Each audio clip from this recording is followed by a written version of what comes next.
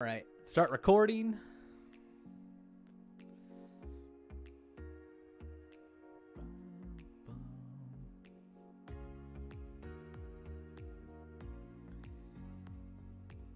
Welcome back, everyone, to another episode of Final Checkpoint.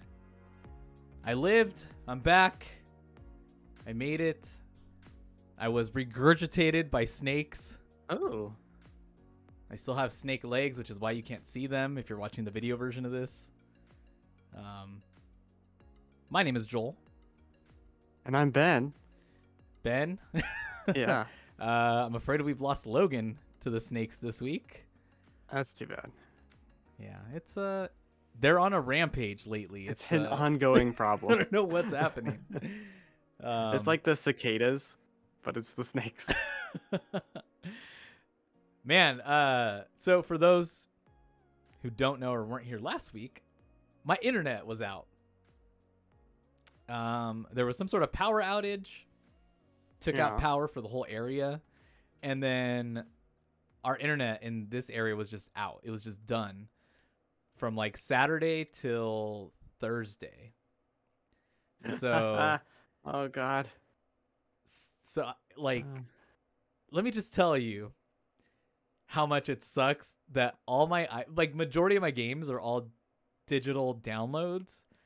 So I had to constantly hotspot my phone to like all my devices just to ping them so that I could play a game. So annoying. Like, it should just know I downloaded you. You're under my account. I feel like it should give you some time. Like, it should give you a couple days. So, like, PlayStation does this weird thing where, like, the app is going to close in 15 minutes because we can't, like, verify your license. I don't know. It's stupid. Anyways. It is stupid. Anyways, I survived. I'm here. I have internet. Yay. This is Final Checkpoint podcast where we talk about, I guess, the most important video game news that we find interesting. Yes. Yes. That's right, Ben. Remember, this is why I told you to write an intro, and then you continue to just have the intro be eaten by snakes. It's okay. I was gonna write one, but I was like, I just can't think of one. Who needs it? You do. I'm gonna go back to like episode 5, and I'm just gonna copy and paste that because I feel like that was a decent enough intro. I was too young then. It was too long ago. Not snake addled or whatever. Things have changed. Fine. Yeah. Remember, you can find this podcast on Spotify, Stitcher, Google, Apple Podcast Services. Tuesday mornings.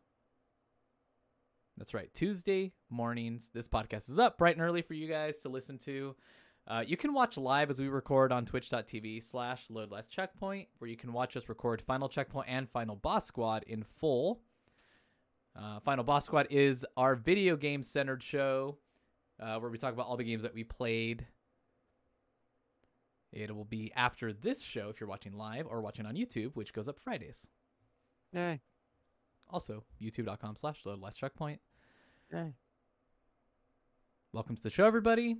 Ben, we've got so much news to talk about. The gaming lords of old blessed us with so much damn news. Yep. A couple weeks before E3, which is crazy. Crazy. Really like 1 week. Well, 10 days. Yeah, it's on the 12th? 13th? Something like that? It's that week. I think the Xbox show was the 10th? 11th? Yeah. 12th? Something like that. One of those 12. days. I think it was 12. 12 sounds right, yeah. 13? Yeah. So right now they're just spewing out all like the hype news, right? They're trying to just get out some stuff to get it out of the way, the stuff that maybe people probably don't want to see this shit at E3 anymore.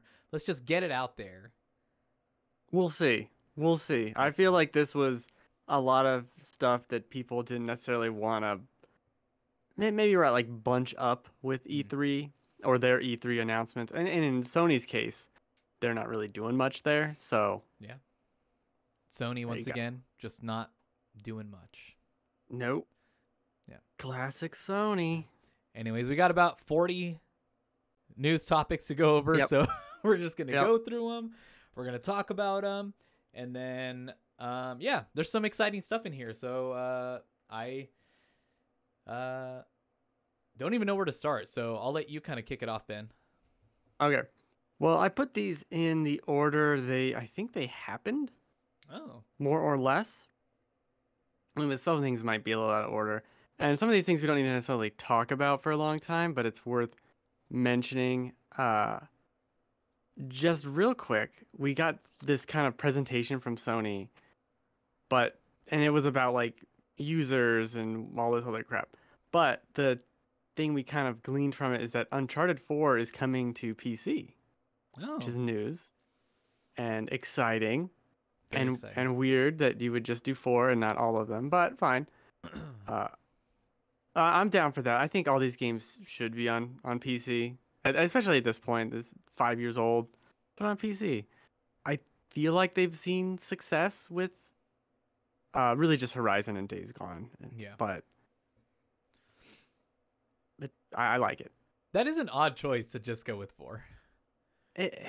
I mean, 4 is a good game. Like, after finally getting through it and really loving it, like, that's going to be great for people on PC to play, like, especially if they get all the, crazy cool PC stuff, like it's 60 frames and 4K and all that shit. Sure. It is weird because they ported the trilogy. Yeah. So it's not like the trilogy only exists on PS3 and they don't want to put in the work. Like, it feels like they could do it, but whatever. I like it. More things to PC, thank you. Yeah. Maybe they're like, hey, play the trilogy on PS Now, and then play the new one on... That's what I want. On Epic Game Store. I want those jet ski portions on Uncharted 1. I want them on a streaming platform where it's delayed. God, that game is just terrible. Moving on to the Dragon Quest 35th? Logan's moment. No. The Dragon Quest stuff, and he's Dragon Quest thing. Not even here to hype it up. A pile of Dragon Quest things, and now I don't know everything about them because he was supposed to know everything about them. So did you watch this? No. Okay. No. I watched it live, and it felt like did you ever watch MXC back in the day? Sure. Yeah. Okay, so it felt a lot like that. Like, it was because the translator did kind of I would say she did a bad job translating, because she was more just like describing what they were talking about and describing their emotions about it. So she would say like, oh, and then they talked about Dragon Quest Offline, and he seems really excited. Look at him, he's excited. And it's just like, what the fuck am I watching? Like, is that's this really weird? It seems like very game show type-ish. It's really weird, but a lot of cool announcements. Dragon Quest 10 Offline, which is pretty cool because a lot of people didn't get to play that. I believe that's only for Japan. Oh, so they're not bringing it to... No, as far as I could tell. So a lot of these things, or that in particular, was not worldwide. Okay. Maybe fact check that. But also, that's a 10-year-old MMO. I don't know if we really care. I can't really see that being like exciting, but I think for people, maybe people that want to get into it, that are big Dragon Quest fans, they could probably... I mean, it never came out in the West originally, either. Right. So, which is weird. I guess it's not as big over here, so... No, it's bigger now, so that maybe we'll get it. Yeah. The Dragon Quest Treasures, Hunters, whatever the hell, is, I think, a spin-off of 11, like 2 of the characters from 11. Yeah. I didn't look at that. Did you watch? What is this? So, I'm trying to remember what it looked like. When I did watch initially, it seemed pretty interesting. Okay. I don't have a huge attachment to Dragon Quest 11 because I just haven't played it yet. Like, I've played the intro probably like twice already, but it's just so long that I want to play it on the Switch, because like if I'm going to get into an RPG that's 1,000 hours long, I'd rather play it on something that I can sit in bed and play. But sure. I remember it looking cool. And I remember being sad that it wasn't Dragon Quest Builders.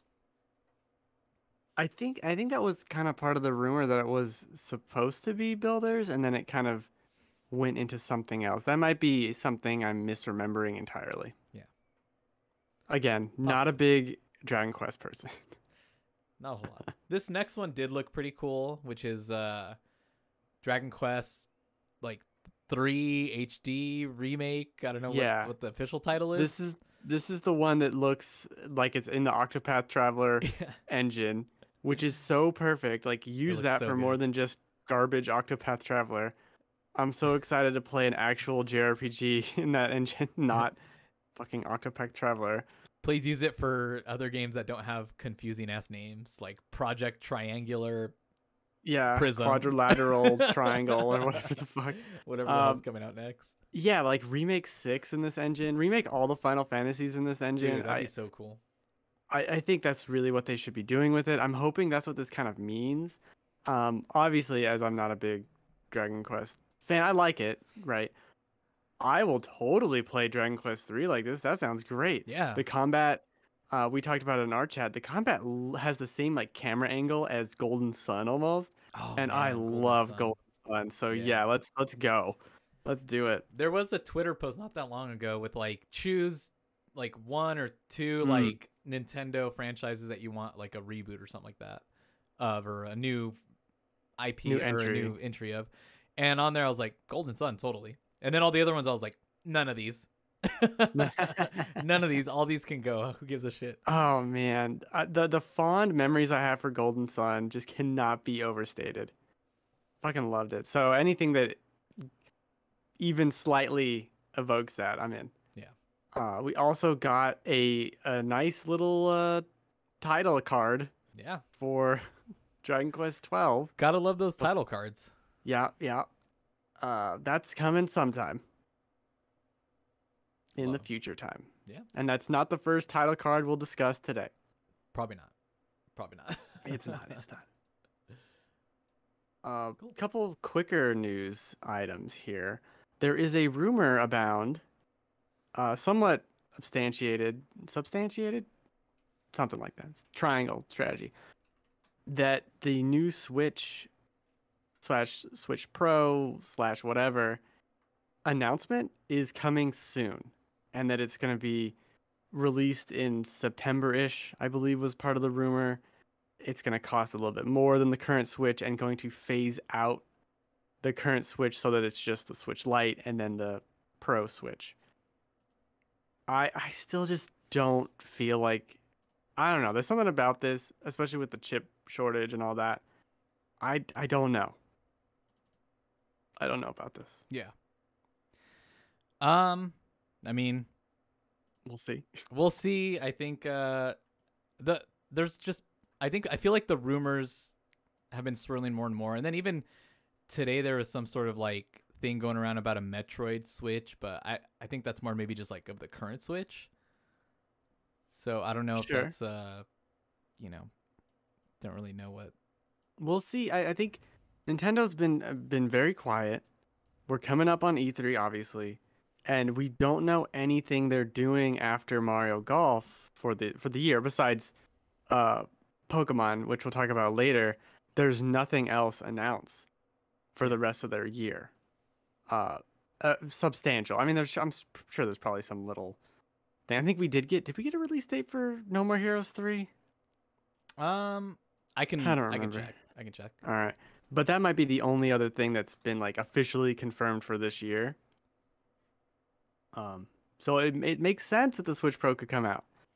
There's something about it that I just don't believe it till I see it, I guess I'll put it that way. I'm not seeing a release date. It just says 2021. All right, well, meh to you. Another meh story, real quick. Borderlands 3 is getting crossplay, but Sony is not allowing crossplay on their game because Sony sucks and doesn't like you. Yeah, I Yep. agree. Sony does not like you. Does not like anybody. I don't understand. Like there was that whole thing from the Apple Epic court case where there was emails from Sony to Epic being like, how does this benefit us? And I just don't understand how they don't, like, why don't you just take the win? Why don't you just go, yes, we will be nice. This costs us nothing. What is this? How is this affecting you? How is this something you don't want? I don't get how they don't see it positively as like it keeps people playing on your system instead of going to buy it somewhere else to play there with their Right. friends. Like, how does that not make sense to them? It I also makes don't. you not seem like an asshole. Yeah, it's. I was thinking about this with this decision and other similar Sony ones, where it at a certain point, all these decisions are going to be in your mind when you're like going to buy a PlayStation Yeah. in the future. And you have to remember in 5 years, maybe there's a PS5 Pro and an Xbox Series 2. And you're looking at it going, well, Xbox has been killing it with backwards compatibility, killing it with their like software now. Everything they do is like super Game Pass positive. I'm getting all this free crap. And then I look at the PlayStation and I go, they won't let me play with my friends. Their OS is nonsense and accidentally lets you play PS4 games for no fucking reason. Mhm. Like, at what point do these bad decisions? It's just like death by a thousand cuts for them. I feel like with Sony, where it's all these little things are eventually going to be just turned against them, and it seems like they're making these choices just because like, no, we're winning, so we don't have to play nice. Yeah. Why don't you just you're winning? Why don't you just continue to be awesome, and then no one has any complaints about you? You know, allow this, and no one cares. It's true. Disallow this, and we just make fun of you. Like that doesn't help you at all. That doesn't make you seem better. It makes you seem petty. That's not positive. I just don't know why they make these choices, and especially with the Epic thing, how they're getting money. They're the only company that gets money from Epic Yeah. for Fortnite. Just like, God, Sony, could you not be a dickhead for 5 minutes, please? So greedy. They're so I greedy. want to like you. Yeah, they're so greedy. Yeah. I mean, we don't have to like them. That's the thing. Like, Sure. but it'd be nice to like. It'd be nice if they wanted people to play video games together as much as Xbox does. And one thing I thought about today, which was kind of surprising, that I have not paid for a full retail price game like out of pocket. Like, I've had gift cards given to me. Like, I had a gift card for like my birthday, and I had a gift card for like, I think, Christmas or something. That's about it.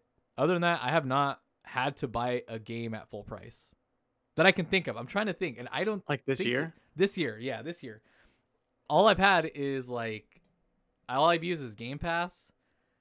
Yeah. Really, and then because whatever else I've played has either been on Game Pass or like I've had on PC.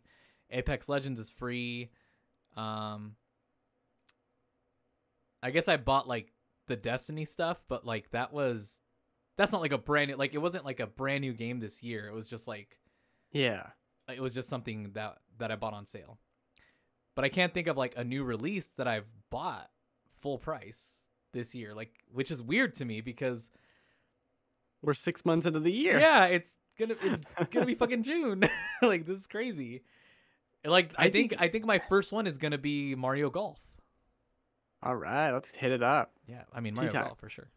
I'm fucking ready. Yeah, I think even for me, like I bought Resident Evil, but I had gift cards.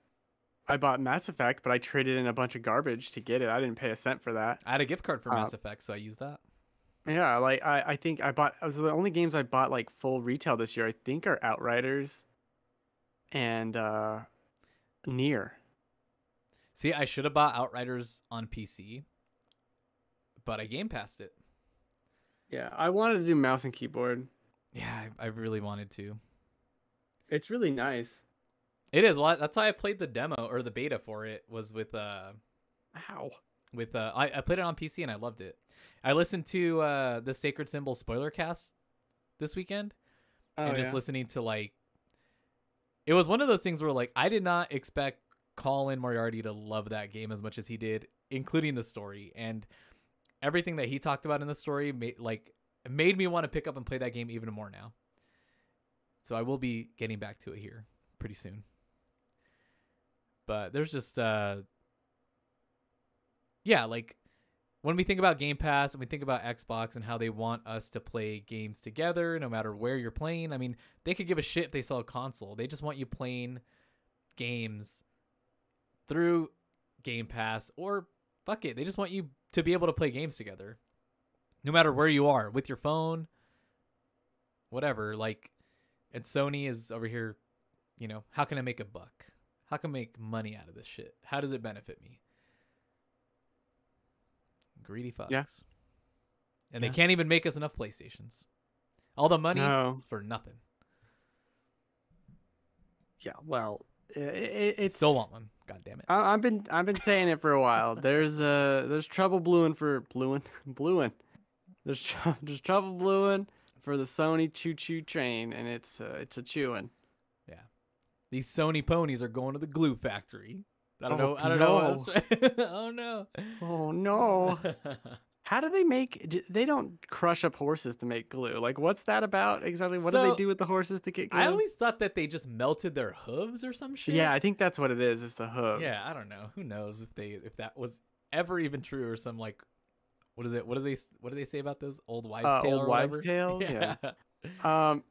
I'm sure it was, but probably not anymore. Yeah. Now, how do you even figure that out? Like, let's just melt the bottom of this horse. Yeah. Poor horse. Hooves are weird. Next story, we had also a 30th anniversary for Sonic this week, and we got a couple announcements from that. I guess the biggest one is Sonic Colors Ultimate, coming out on September 7th. Is every game coming out on the 7th that was announced for this thing? That's weird.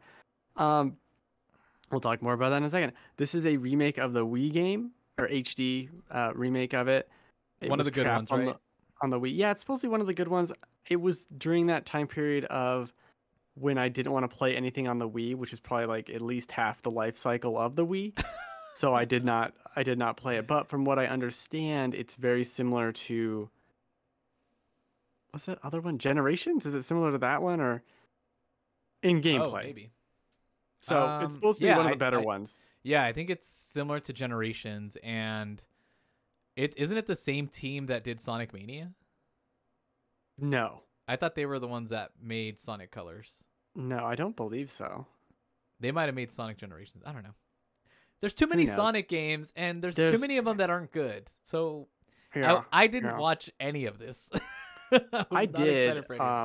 It was like 10 minutes long, so it was pretty easy to watch. Oh, damn. Yeah, it was very easy to watch. It's super brief. There's a bunch of stuff like a cartoon for this, a cartoon for that, so I just kind of scrubbed through. So that's great. Sonic Colors, yeah, I don't know. I'll probably play it, just Gamefly. Gamefly. Gamefly, Gabe. I do have Sonic. I have Sonic Mania, and what do I own it on? PS4, I think. And I just never. I played like some of it, and I was like, that's enough Sonic. That's too much already. Yeah, I love Sonic, but I just don't. I feel like every time the movie. Every time I play it, I think I like it less, so I just don't want to play it because it like not ruins my childhood memories of it, but it just like I don't think this is very good, and I kind of want to remember it as being something I liked. That's like something I. That's like me with Naruto. Like the more I watch Naruto, like and ship it in, the less I like it. The less I think is like, wow, it was really good up until here, and then they really just kind of lost it. Yeah. No, I think that's also true. Yeah. A couple others. I don't think you're gonna meet Naruto or Sonic, but fine. Might meet him in Fortnite.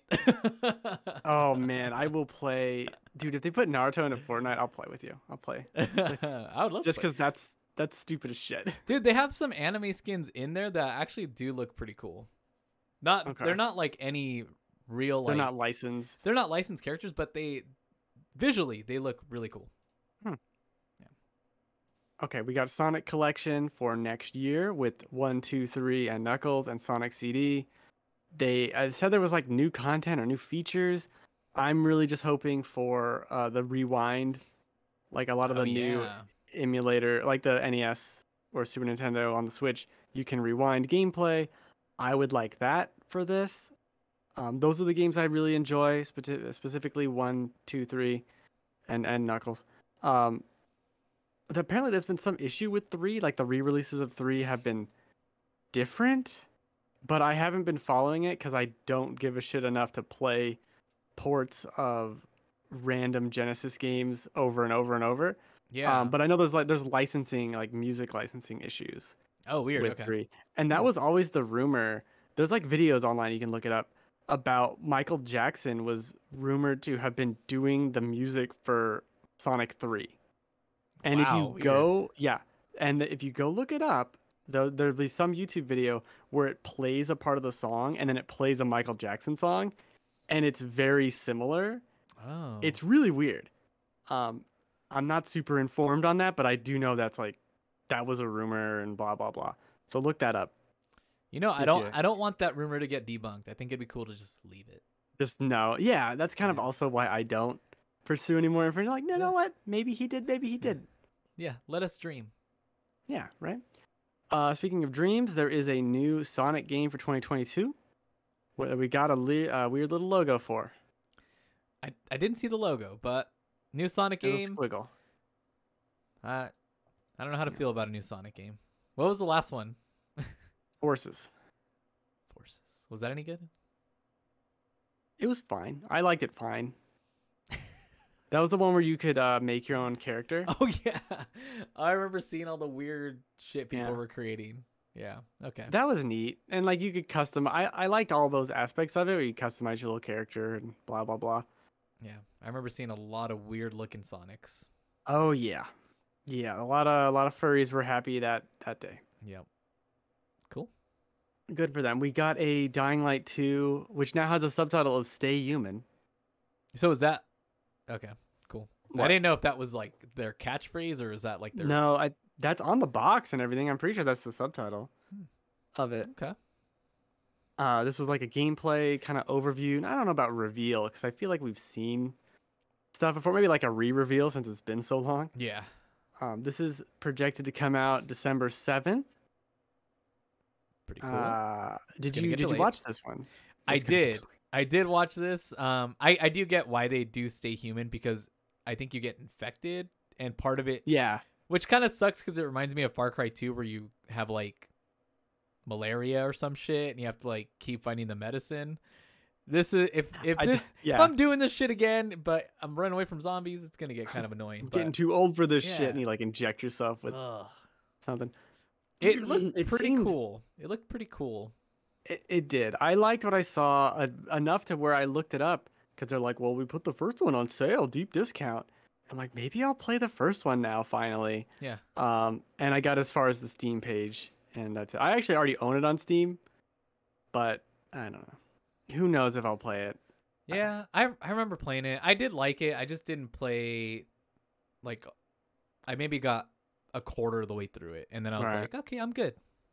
I don't need. I feel like I played an hour of it, and it was one of those things where the opening is very like guided for the first 30 minutes or something, and then it just lets you loose. And I was like, now I'm too free. I don't know what's going on.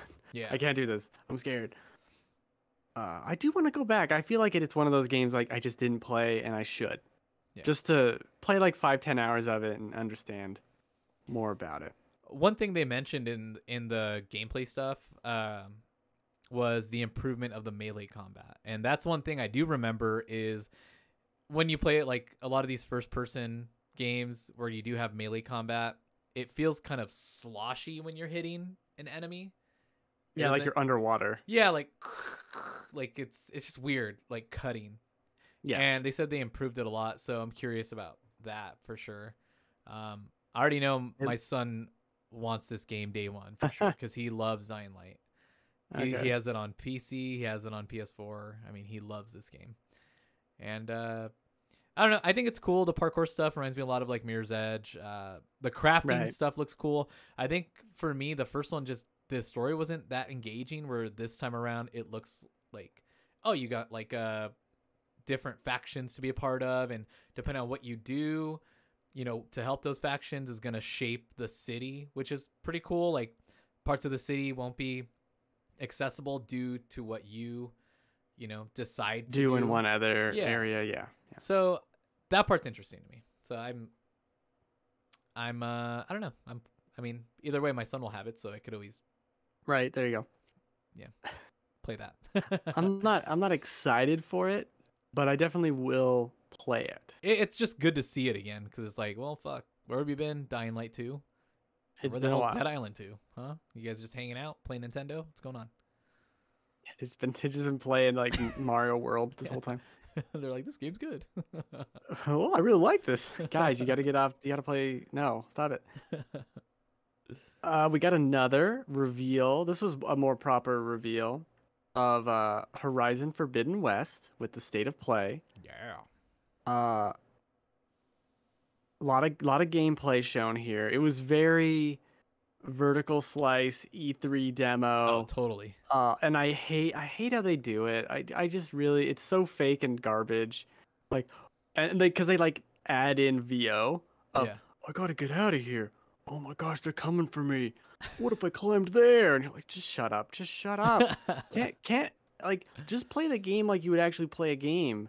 I don't need this. It just ends up being so fake. It makes me not believe anything they're showing when they have canned voice lines. Yeah. Because obviously that means they had this perfect 10-minute playthrough, and then they went to what's her name, who I'm forgetting right now, and said, record these 20 lines so we can put them in this gameplay sequence. Yeah. Because this is exactly what, like, that's how planned it is. That's how perfectly planned it is with camera movements and everything.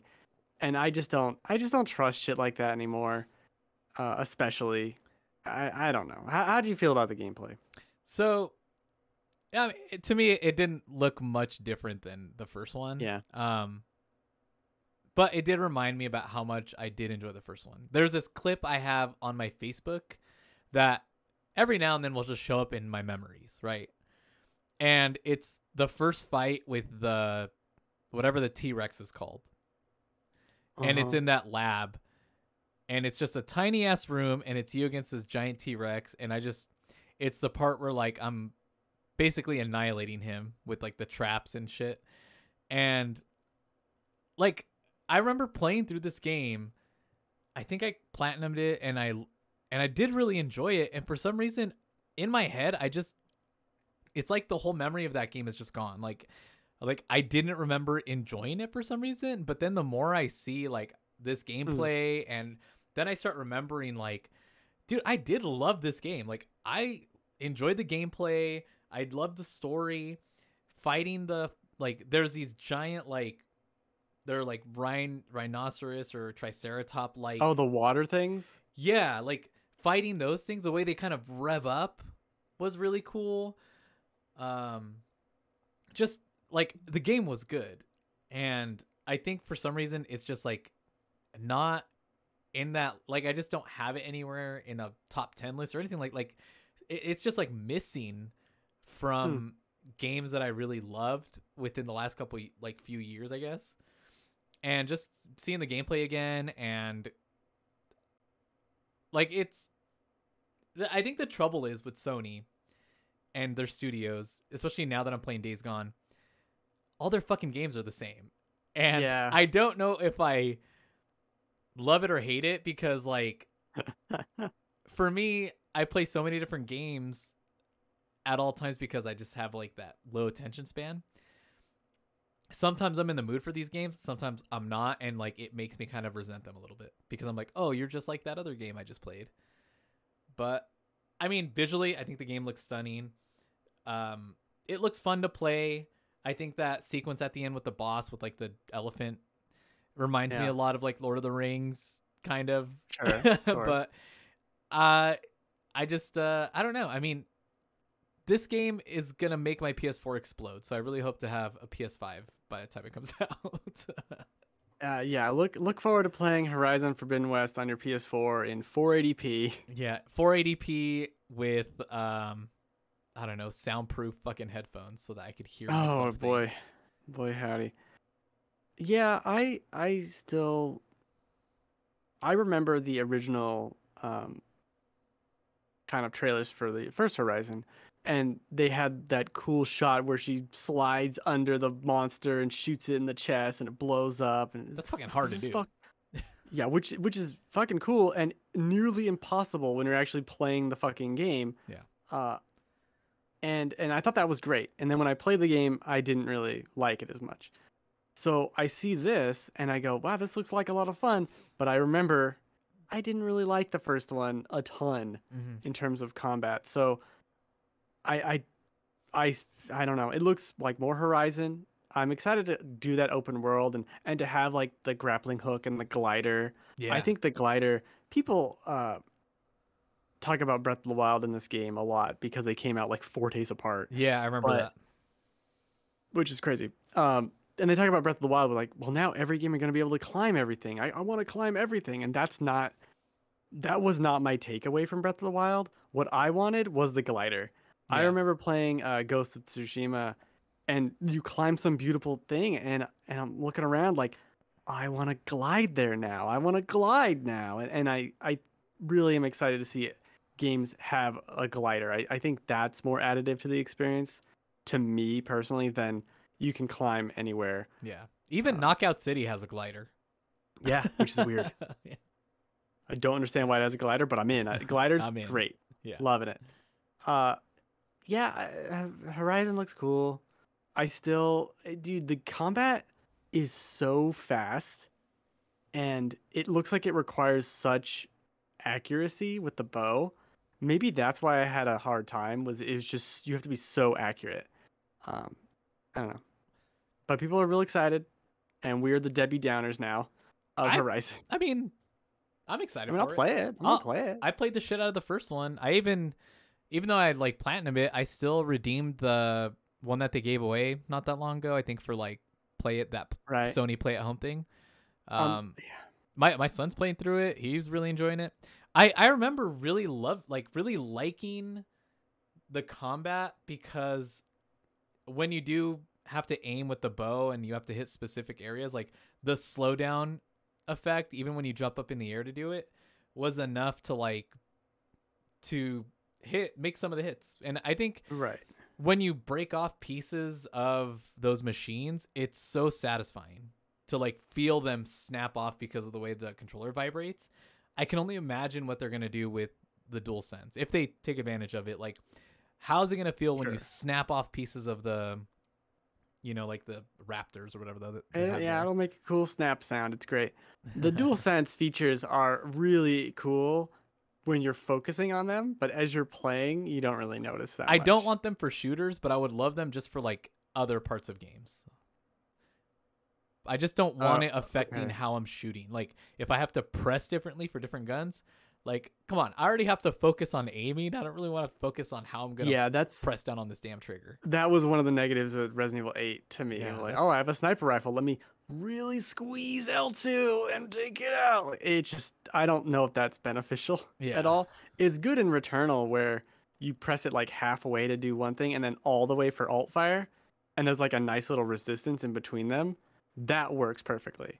But beyond that, I don't know. No, everyone, again, Sony ponies, just fucking that glue or whatever they do. I don't know. You could feel the raindrops in Returnal. I'm like, okay, yeah, it feels interesting. I've felt rain before. It doesn't change the game. Like, if you didn't like this game, that's not gonna make you like it. Yeah. It's neat, but I don't think it really adds that. Like, it does add a lot, but not in a way that makes something better. Yeah. It's not going to make the experience go from, oh, that's okay, to that's amazing. It's going to make it go, oh, that's interesting, which is kind of neither. One final gameplay reveal was for Far Cry 6. This is out October 7th, completing the trifecta of 7th. I really like Far Cry. I loved Far Cry 5. I need to go back to New Dawn. 6 looks really cool. I'm in for more Far Cry. Yay, Far Cry. I think it looks cool. I like that they're kind of going a little different with the weapons, where it's more like you're constructing different. It's not just like generic Yeah. AK or whatever. It's like you're building something out of CD-ROMs and shooting them like discs, which look pretty And cool. I think that's somewhat based out of New Dawn, actually. A lot of the crafting. I want to go back and kind of play stuff. 5 because that's one I definitely missed out on, and I think the sale might be over, but it was on sale, and I don't know. That's one I definitely want to play. And New Dawn looked really cool. I loved 4, I loved 3, and I just kind of miss open world games. Kind of, I don't know. I've been playing a lot of like Apex and Destiny, and then Knockout City. So I'm playing a lot of like multiplayer shit, and like I just want an open world to get lost in, and that's kind of what I've been doing with Days Gone. So this looks like just like fun. Yeah, I think they have a great formula. I understand they're all the same and blah blah blah blah blah, but they're fun. Like they're really enjoyable for me to go around and clear the bases and get all the upgrades and let loose bears into the camp and all that nonsense. So that was always fun, hunting and having to gather like a certain amount of shark fins or whatever to upgrade your pouch for coins. Your random pouches. Your random pouches. Like I love that shit. I always had a lot of fun with those games. Those looks good. And release date will be October 7, 2021. Said that. Will most likely get delayed. You think so? It was supposed to come out in February. Oh shit. Okay. Well, maybe not. I feel like anytime they put a date on something now, I'm like, it's not gonna happen. Yeah, we'll see. Also interesting with the release dates, no release date given for Horizon. Not even confirmation. I mean, there was a tweet after the fact that said, "Yeah, we're still working for 2021," but I doubt it. Yeah, I don't see that. I don't know. I'm 50-50 on it. I think it could still happen this year, but yeah, but like the fact that it was such a orchestrated demo and not just, hey, we're in the open world and look what we can do, and I'm gonna glide over here and this guy has a side quest for me, like that. The fact that it wasn't that. Yeah. That doesn't bode well for me thinking it's this year, but they still could do a thing in July and have that. We'll see though. Yeah. I mean, they could surprise us. I feel like that game's not coming out this year. I think it'd be really funny if that game didn't come out this year, but then somehow God of War did. Whoops. Just because that'd be so, like, no one would have predicted they would have swapped. Yeah. We'll see. Speaking of release dates, we got a couple surprise release date announcements for the Pokemon Diamond and Pearl remakes for the Switch. That is November the 19th. And yay. So that's their big fall game that we know, the latest Switch date for the year. But we did get also the Arceus. I think that's how you say it. I don't know. I think so. For January 28th, which is a weird date. It's only 2 months after the other Pokemon game. There's conjecture that this is not like a big giant Pokemon release in the likes of Breath of the Wild Pokemon. I mean, so if it's after Diamond and Pearl, I guess Brilliant Diamond and Shining Pearl. Sounds right. I mean, Pokemon games are super quick to beat. It's like, sure, mainly because they're handheld, but if Arceus is after, yes, I mean, it could be pretty long. Who knows? We'll see what it is. It's weird that we got a release date like this. I don't trust it. Yeah, it could get pushed. It's not like. I mean, I think there's enough space in there because it's kind of like in the new year, so it's kind of like, well, it's a new year. It feels so far, far apart new from the last Pokemon, one. new year.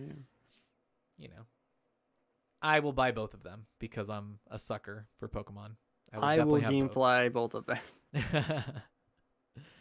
As much as I have so many complaints about Sword and Shield and even all the DLC, I'm just like, what? Like, some of it was good. The rest of it, I think for people that play them to play the games and not are looking to get competitive with battling or breeding or anything like that, there's just not enough there for those people. The stories, are just so like baby mode, you know?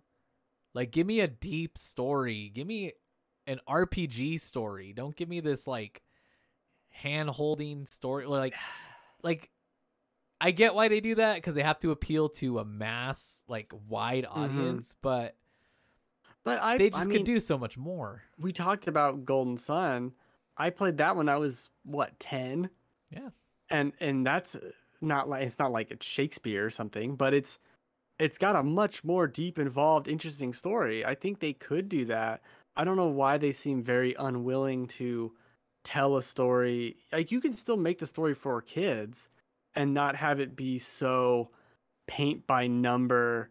Go here and be nice to someone. Okay, now it's over. Like go to the next place and be nice to them. Like it's just really it's just it's like marshmallows. Yeah. There's just nothing there. It's just all fluff. I feel like there's less content with these 3D versions because I feel like Diamond and Pearl and Black and White 2 had deeper stories and had more content in there. And these like ever since they made X and Y and then the fucking Sun and Moon and whatever the hell else came after, I feel like there's less content in there. And the worlds feel smaller. Everything's bigger, but the worlds feel smaller. Like it's weird. Like the wild area wasn't like, it was this cool revolutionary thing, but to me, it just didn't, it wasn't enough. Like, oh, now it's like I'm in the safari zone all the time. And then you get to the DLC for Sword and Shield, the last one, the Tundra. I already forgot what it's called. Crown Tundra? Did you say the Round Tundra? No, Crown. Oh, Crown. I was gonna say, yeah, the Crown Tundra. The Round Tundra. They're just handing you all the legendaries, and it's kind of like, well, this is boring. Like, there's no epic, like getting to them in a cave. You go through the cave, solve the puzzle. There's one waiting for you to battle. Like, you just battle through them, and then you get to them. It's right. I easy. remember.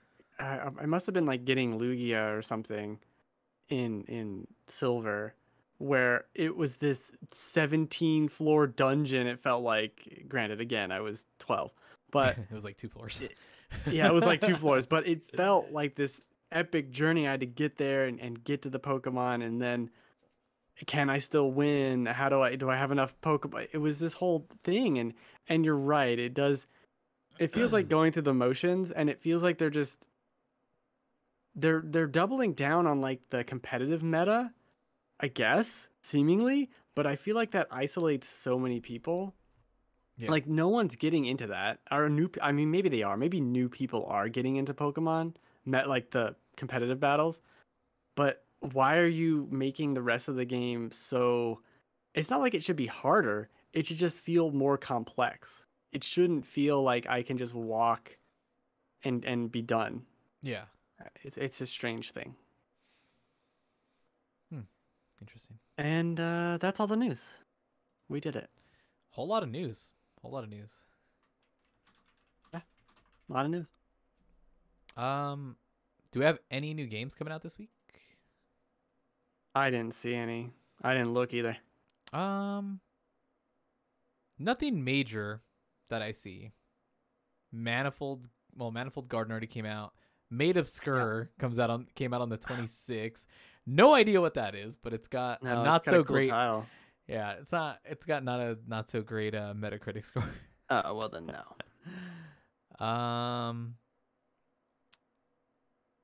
Yeah, I'm looking up what's coming out this week.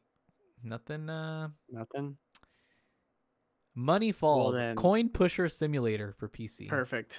There it is, guys. There it is. Perfect. Cool. Something we forgot to do at the top of the show was give a sneak peek of what we're going to talk about during Final Boss Squad. Sure. So for people that are listening on podcast services, episode 5 of Final Boss Squad will coincide with this episode. Yep. So, Ben, what are we going to be talking about on there?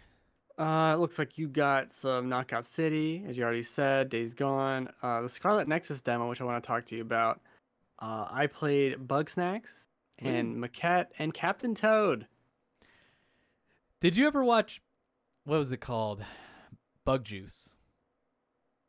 No. It was on, I think that's what it's called, on Disney Channel. No, I didn't really watch Disney. What? When Bugsnax came out, I think it was Tim Geddes that put out a tweet about Bug Juice, and it was this show on Disney Channel about kids that went to camp. It was kind of like a reality show, kind of. Huh.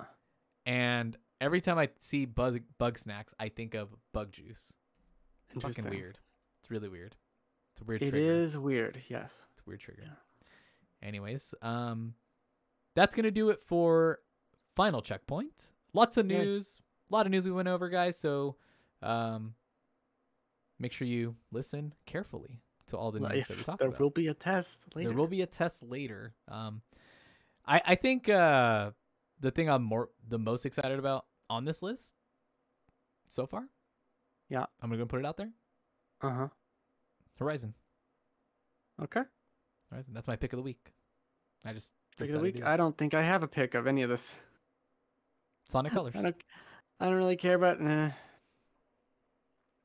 none of this. Far Cry. Yeah, Far Cry. Sure. So the Switch continues to like be the best-selling hardware, right? Like month after month. Sure. If the new Switch comes out, what and let's say it's. Do you think it's going to come out as a 4K device or what? What are your thoughts on that? No, I think it's 4K docked with like DLSS. Okay. Kind of shenanigans. What kind of price do you think something like that would have? I mean, how much is it now? $300? $300. $200 for the Switch Lite. Okay. With that new cool I'd color. probably say 400. Okay. Reasonable. Yeah, not crazy. About expected. It's. Yeah, no, I think 400. Cool. And you know what? However much it is, it's enough for me to buy it and not have to wait 6 months trying to get it PlayStation. True. I'm still trying to get a PlayStation. I just took a little bit of a break and bought a Blackstone grill instead for now. Because they're basically the same. Yeah. I mean, they probably get just as hot. I'll tell you. Cool. All right. Well, that's going to do it for Final Checkpoint this week, everyone. Episode number 91. Don't forget to subscribe on the podcast channel, Spotify, Stitcher, Apple, and Google Podcast Services. Don't forget to follow us on twitch.tv/loadlastcheckpoint, where we stream live 8 p.m. Pacific time. And, of course, subscribe over on YouTube, youtube.com/loadlastcheckpoint, so you can catch the video version. And also, I think we're planning on doing some more content over there here pretty soon. I wanted to put up some Let's Plays and impressions of like other games and things like that. So I know that's something Logan wants to work on. So that will be coming eventually. So don't forget to head over there and subscribe. We will catch you guys next week. If you're watching live or watching on YouTube, stay tuned for Final Boss Squad. I'm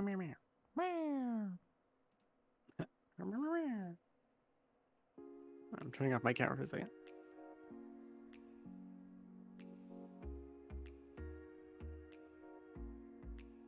Ugh.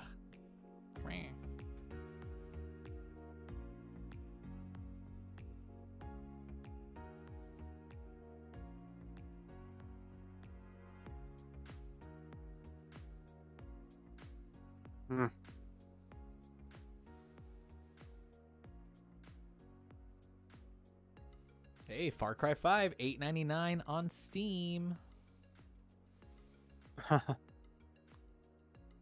Or you could just pay for the Uplay Plus thing and just play that and New Dawn. Yeah, I don't know how fast I'm going to play through this. Oh, that's true. You know?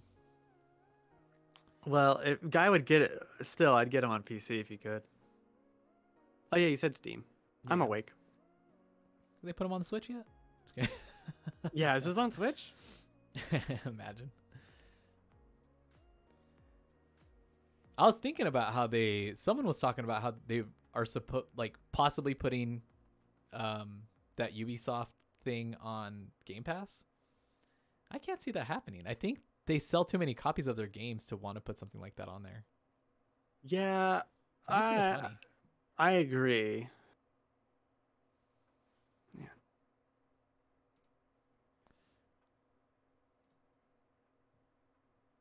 Got too much money. I got too much money. I got too much money.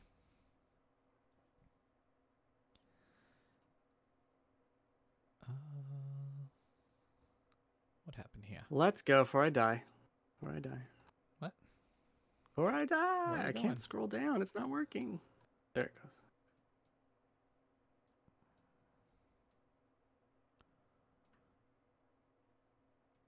Bam, bam, This time it didn't do the thing I wanted it to do, where it just worked when I transitioned over.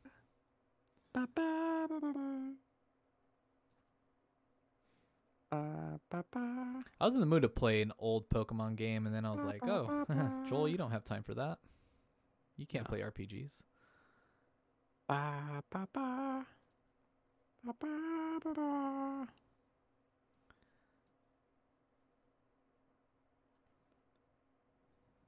Okay. That can stay there.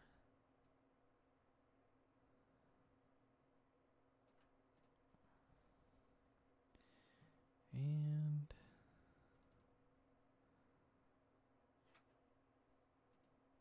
maybe I should have a window up for... I had a window up just plain like footage. And then I took it off. What did you do to it? What did you do to the window? Well, I took it off, and then I was like, oh, I should probably put it back on.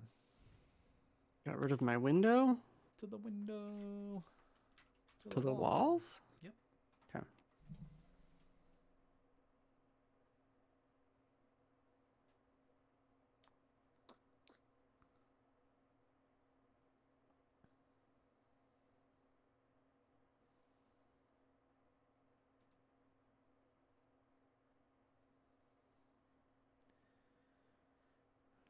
Do.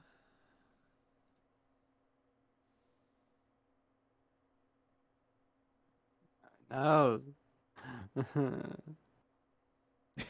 What was that? I'm dying. No.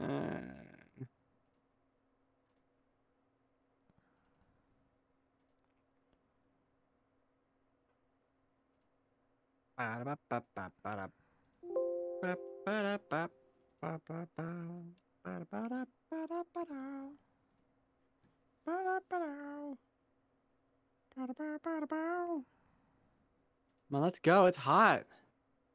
Oh, So hot. almost done. What could you be doing? Ah.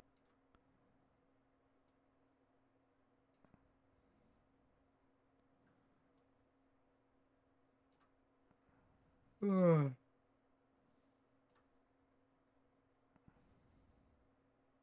Yeah, it's getting hot in here. Ah.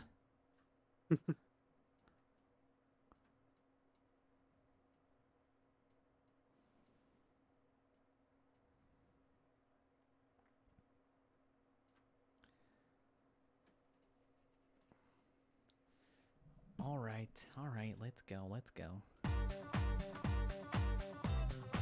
Yo, what's up, everybody? Welcome to episode number 5 of Final Boss Squad. That's right. You're back. You made it. You're here to listen to all the fun video games that we played this past week. If you're looking for the news that we usually talk about here on the Final Checkpoint feed, that's on episode 91 of Final Checkpoint, you fool. You crazy fool. My name is Joel. And I'm Ben. And Logan's dead. We killed him. Too many snakes. Too many snakes. They needed to eat something after I escaped. They just don't taste good. Like, here's maple bacon bars. Oh, tasty. I'm a go. snake. Yep. We had a lot of news that we covered in Final Checkpoint, so don't forget to head on over to Stitcher, Spotify, Apple, Google. Listen to that episode if you choose, because you can't lose if you choose to do. Yeah. We're back. Talk about some games that we played. I played a lot of games, which was nice to actually get some gaming in. For once. For once, I was without internet for a bit, and boy, that was not fun. But I did manage to focus on one game for a few days because of that, because it was really the only one I like had patience for during this time, during my trying times, Yeah, during your trying time, during exactly. the blackout, all right, during the dark ages. Yeah. Before we do that, Ben, what kind of stories did we cover in Final Checkpoint There episode it number is. I 91? was wondering when you get to it. So we talked about the Horizon Forbidden West State of Play, the Dying Light 2 reveal, the Far Cry 6 reveal, new Switch Pro rumors, Dragon Quest pile of news, etc., etc. Yeah, make sure you guys check out the gameplay reveal of the HD remake of Dragon Quest 3 because it looks pretty cool. But now to games that are out that we can touch and play. Ben, would you like to start? Yeah, sure, whatever. I played Bugsnax. Yay! Woo! What are your thoughts? This Been seems like one waiting. of those weird games that you like. Yeah, it is. Been waiting since it was on PS Plus at the launch of the PS5 for this the thing be a thing I finally played. And it took about 12 hours. Got the platinum. Oh shit. Though the platinum, it's one of those games like collect them all type of games. Okay. So as you're playing it, and if you're playing it and you're a person that likes to do the side quests and find every monster and all that, you're gonna be really close to the platinum anyway. Oh, interesting. It wasn't really a lot of legwork at all to do that, and it was actually very satisfying to get the platinum. So it is these little areas filled with little monsters, Bugsnax, that act like bugs / other creatures that are made out of snacks. So it's like a carrot that's a snake, or there is a long like sub sandwich that is made up of like 4 sandwich pieces that charges through the area. And if you knock him down, he splits into 4 different sub sandwiches. It's or like a dragonfly that is a lollipop. It's so cool. The frighters, they're not spiders, they're frighters. They got French fry legs and they're just crawling around, and they like ketchup. So you have your little trap, and you put the trap down, and then like shoot ketchup on it, and they go into the trap like, "Ooh, I love ketchup. I'm a French fry spider," and then you catch them. That's the whole game. It's just you trying to figure out how to catch these Bugsnax. Okay. There's 100 of them to catch. Wow. You have to catch them all for the platinum. Obviously, but it was a really good time to figure out, for the most part, like, oh, how do I get this thing? Oh, it's a frozen lollipop, like the ones you break off, the 2-prong lollipop monster, and he would charge you with the sticks and hit you away. You had to figure out how to get him to charge you into something else that would thaw him, and then you could catch him because he was frozen, so you couldn't. You'd try to catch him, but he was, he's too icy. Or like that Bugsnax on fire, and if I attract that one that's on fire to this other thing, it'll catch them on fire. Or if they're frozen, now they're not frozen, and they die and split into 2 lollipops, or whatever.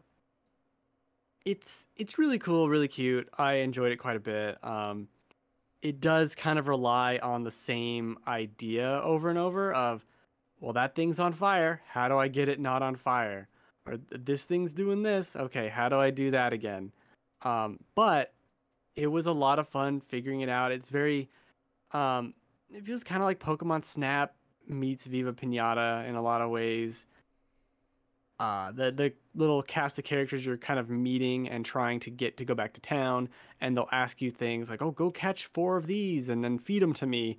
And then when you feed them Bugsnax, like their arm turns into the strawberries or whatever. And it's the more you feed them, the more parts of them you can turn into these food items. And one of the things you got to do for the platinum is turn everybody completely into Bugsnax. Like, just feed them enough thing to where they're the last thing that you feed them turns into their body, like their full torso area instead of just their arm, or like a horn.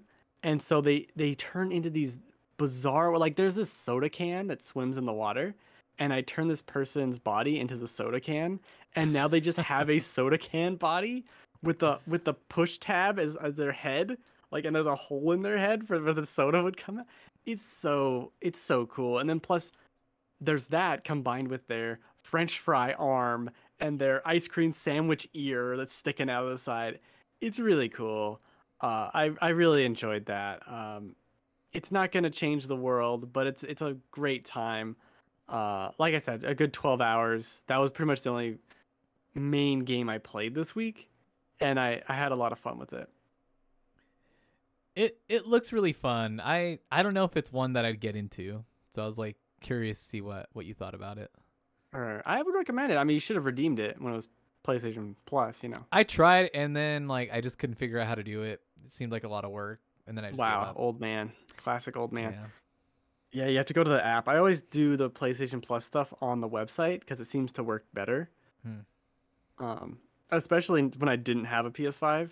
It's like it's impossible. You can't get it unless you go on the app. Oh, okay. Well, damn, I have the app. What the fuck? Yeah, but now that I have the PS5, I can do that. Well, yeah. Yay. Well, now that I have the PS5, I can redeem it on the PS5. Now I can actually redeem the fucking games that you're giving me for free. It's ridiculous. Cool. I want to talk to you though about Scarlet Nexus because I talked about it last week, and I don't know if you listened. I did. Or if your ears were too full of snakes to understand what was happening. A lot of snakes in there. A lot of snakes. Yeah. So how'd you play this demo? What's going on? So I played the demo a few times, not like all the way through, but I started as the other character basically. Yeah.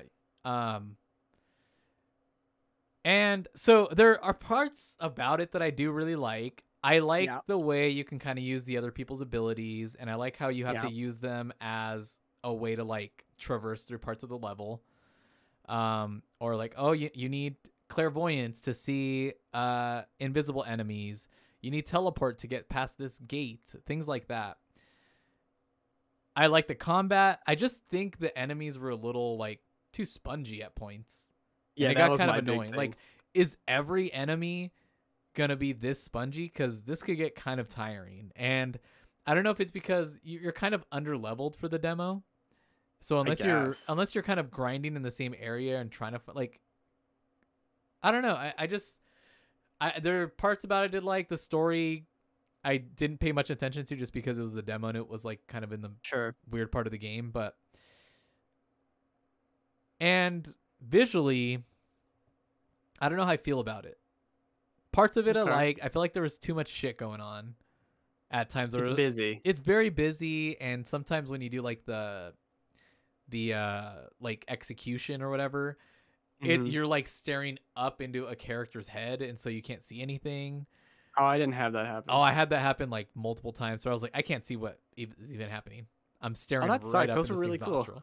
I saw it like the first few times, and then something happened where like the camera angle would be weird when I'd walk up to it to initiate it. Huh. I did enjoy parts of it though, and yeah. So I'm kind of like lukewarm on it because it's a game that I was like very interested in, especially when I first saw it, and then I saw gameplay come out about it. I was kind of like lukewarm. Well, I went from like being kind of excited to see more and try it out to like now I'm like very lukewarm on it. I don't know if it's a day one buy for me. I don't know how much more excited I'm gonna be about it, just because I'm kind of like I think I'd rather try what's that game that came out on Switch that they made with the police officers and they like summon things from other dimensions. Oh, Astral Chain. Yeah, not made by them, but yeah. Oh, I thought it was it's Platinum that made that. Never mind. It's Platinum. This is Bandai Namco. Namco, yeah. I would recommend. I didn't beat Astral Chain, but I played it for I don't know 6 hours. I've heard good things about it. It's more interesting combat system, and I think that was my big complaint last week too. Was these spongy enemies just don't make any sense. They don't make it fun. No, it's not fun. Like the boss should be spongy. A mini boss should be spongy. The random mob it's like every should enemy? not be spongy. And it goes. I forget what game I was playing recently. Oh, it might have been Nier actually. Nier has that problem too. Yeah. Specifically in the second kind of half of it, where I would rather fight, for instance, 20 enemies that went down in like 3-4 hits each, as opposed to 10 enemies that were 6 hits each, if that makes sense. Like I Yeah. feel like I'm accomplishing something. It's the same amount of damage output, but it just doesn't feel like I'm hitting the same guy over and over. And that was really what Scarlet Nexus felt like. Like I'm still fighting this, and then you get into another combat encounter with the same enemies, and it's like, well, I guess I'm doing this again. It just didn't feel right. And maybe you're right, we're under leveled or something, but it felt like the beginning of the game to me. Yeah, I think you start off like level 4 or 5, and then the enemies are like 6 or 7 or something like that. At a certain point, they were like level 9, and I was like level 6. But it did, like, I would have rather had, because the combat to me was fun.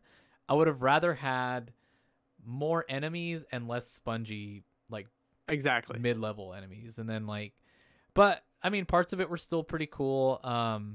It's just it just seemed very like cut and paste, hack and slash RPG. But this one, it was doing something interesting with like the abilities and the people on your team, and it seemed like there were a lot of ideas, but none of them were really executed super well. Yeah, like there's just a lot. Like, hey, I have telekinesis. Hey, I have all these abilities, and they all do different things, and I can upgrade them all with this branch. And then, hey, I also have my hack and slash shit. Like, it is quite a lot.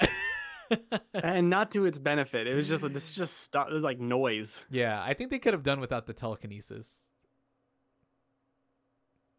I think they could have done without, like, they needed to pick one: the telekinesis or the squad mate abilities. Yeah. Not everything. Yeah. And not like, and it's not like it was overwhelming to do it all. It just didn't feel right. It didn't necessarily feel good to be doing all of it. Yeah. It's a very strange game. Well, it'd be different if it was like more effective, right? Like I'm throwing this filing cabinet or transformer thing at this thing. It hits them for like 30 damage. But wait, he's got 4,000 health. Yeah. So it doesn't fucking matter. I just picked up a car and smashed this robot beast in the face, and it's like, huh? It didn't even feel it. Yeah, it just it didn't feel right. It was very much like you're under leveled, and maybe that's what it was. But it did go from being like, oh yeah, day one, I'm gonna put this on my GameFly to have it ready to go, and now I'm like, no, wait. Yeah, I'll I'll wait wait for that. Yeah. Yeah, I don't. That's not a day one. There's a lot going on in June. I don't need that. Yeah. One thing I noticed, and this isn't on the list, but Biomutant is not on any of our lists. And the more I hear about Biomutant, the more I want to play it. I want to play it too. It's the stuff I've been seeing about it, like the gameplay I've been seeing about it, and the stuff I've been hearing about it on like different podcasts, makes me more and more interested in it, because it's one of those like swimming in 7 games that we typically really like. But also just the different types of like branching characters you can have from it. Like my Biomutant guy will be very different from your Biomutant guy. And that is something I love in a game like that. Plus it just looks cool as hell. It's really weird looking. But I am it was on my GameFly thing. The problem is with Ratchet and Clank coming out, that's on my GameFly queue. Oh. And I have to have something ready to return before that. So I couldn't pick like a big open world game. Yeah. I wanted something smaller so I could make sure I could have it ready to return to get Ratchet and Clank like right-ish when it comes out. Makes sense. Good strategy. Yeah. Gotta strategize. There's a lot of strategery going on with the GameFly world, let me tell you. Good old GameFly. Oh, yeah. Cool. All right. Shall we move on? Yeah, let's move on. Demon Souls? I never mentioned Demon Souls. I played it a week or two back now. And I'm platinum route, doing stuff for it. I have 3 trophies left to get the platinum, so pretty far. Yeah. Pretty far along. I'd say. I basically just have to do. I did some save scumming. There's some save scum stuff you can do. but because the game's nonsense, you gotta save scum. I don't want to beat the game 17 times. I'll beat it once, but I have to do New Game Plus, and that's like the last thing I have to do is essentially beat almost the entire game again to get a couple items. Yeah. So that's where I stopped. Okay. But I have three trophies left, and one of them I have to invade another player and kill them, which I feel like I'm not going to be able to do. Why not? Because I don't invade. I hate PvP in Souls games. Ah, come on, you can do it. So I'm trying to figure out like where would be the best place to do it. I don't want to get too over leveled. I'm also thinking I could just go on the Kind of Funny Reddit and be like, hey, Let me kill you. I want the platinum for this. Yeah. Let me kill you. You can kill me. It's perfect. If you want me to beat a boss with you, I'll do it. Like I don't care. If I had it, like man, that. if I had a PS5, Demon Souls would Yeah. definitely be one of the games I own, and I would let you come in and kill me. Yeah, I'd gladly let you come in and kill me. I'd take one for the team. I know. So yeah, that's just that. I have to kill some rando, and then I have to get these items Ooh, for spells. cool. And I might do that this weekend because I was supposed to get. Speaking of GameFly, I was supposed to get Sackboy, but it didn't come. So now I gotta wait till Tuesday to get Sackboy. Oh yeah, I forgot about that game. Sackboy's what Grand Adventure, or whatever the fuck it's called. Sackboy's Big Adventure. That's the game I picked, so I can beat that before Ratchet, roughly, or Captain Toad. Who knows? I got my GameFly plans, man. They're all over the place. But yeah, Demon Souls is great. Not to just talk about the platinum route stuff. It's amazing to see the game. Yeah, it's 60 frames per second. But also just in the fidelity. There were so many times I'd look off into the distance and just see the stuff they added in the background. It's so cool. It's beautiful. I really love the experience. I do think, yeah, Demon Souls is better than Dark Souls. To me, I love the level structure of Demon Souls over Dark Souls overall. And it's captured so well here. It is so pretty and so cool. Like seeing these bosses, especially when they were on PS3 and they're like 720p, they look like garbage, and you see them now and it's insane what they look like. Really cool. I really want to play it. I'm excited. You play it. I'll do it with you. All right, sounds good. In 6 to 8 years when you get a PlayStation. 68 years. Yep. Cool. All right. Let me tell you about my Days Gone experience. Oh, okay. So, hold on. Oh. This was your first time playing Days Gone, right? So, I tried it like a few months ago when I bought it on sale, and didn't like the motorcycle stuff right off the bat, and was done. Then the other day, I was like, it's coming out on PC. You know, let me just play it and see if this might be something I want to pick up on PC. Oh. Okay, because I was thinking maybe I do that. Maybe I want to play it. You know, I don't have a PS5, so I can't play the better version of this because it doesn't exist. Uh-huh. So why don't I just play a little bit of it and see if it's something that I don't know, I might end up liking. So I played it just one night and I just was not in the mood for it. Like I did the first like hour or so of it, and it just like I was like, oh dude, this feels like the bargain bin version of The Last of Us. I just don't want to play it. Man. And so I stopped. And then today, I grabbed my PlayStation, I took it downstairs to my big ass 4K TV, and the game just felt better. And I started playing, and I'm really enjoying the gameplay loop of it. It's got a great loop.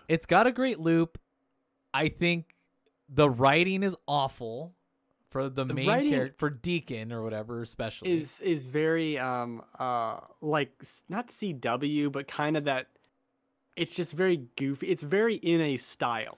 It's like a teenager, an angry teenager wrote this fucking story. It gets better. I mean, the story's so cool. The story, like I just mean like his character. The story is probably pretty cool, but like Deacon is such an unlikable character to me because of how he's constantly like oh fuck, like just randomly yelling, like, dude, shut up. Like your bike is already loud, and now you're gonna be yelling, and it's just like it's so weird. And that's another thing. Like if I could just turn off his dialogue, I'd feel better.